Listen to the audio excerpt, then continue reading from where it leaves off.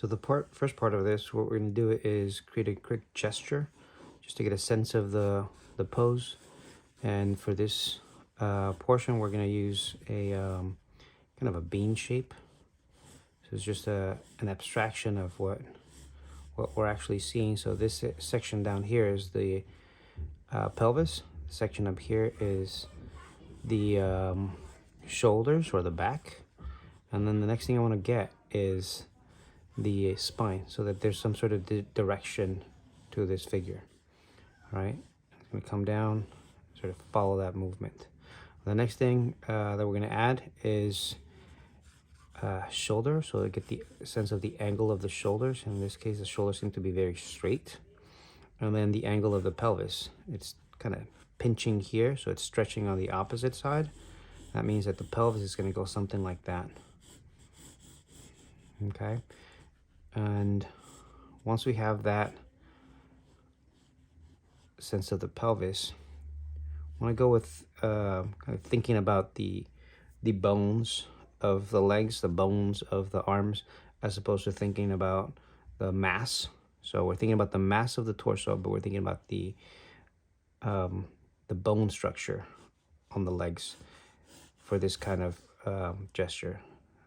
So when I do this, I think about also bringing down that that femur where the knee ends. I'm going to make a quick mark like that. Avoid making any sort of circles or bubbles for the joints, and just lines actually have a better use. So it kind of indicates where something stops. Once I have that one leg, then I'm going to find the other one, and I like to do this because it kind of goes with keeping in mind the negative space in between this area and how high I see this knee relative to the other knee. So I just bring down a line like that, imagining that's the other femur. And then this one, sometimes I like to curve it just so I get a little bit of movement still, like I did here.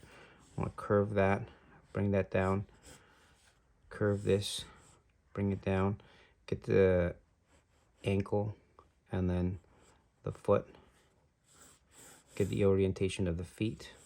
In this case, this foot is lower. I just want to do that. This one is going in that direction, so that's enough to indicate that foot.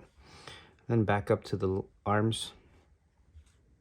Just gonna have them rake across, and again, instead of going from the top portion, I'm gonna go a little bit below to get a sense of the bone. And then back up for the bend of the elbow. So elbow's here.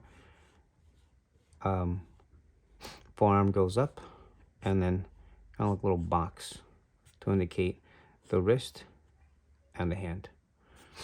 And then the angle of the head. So for the head, you go with a little bit of a cube-like shape. From the chin, forehead, ignore the nose, flatness, and that's about it.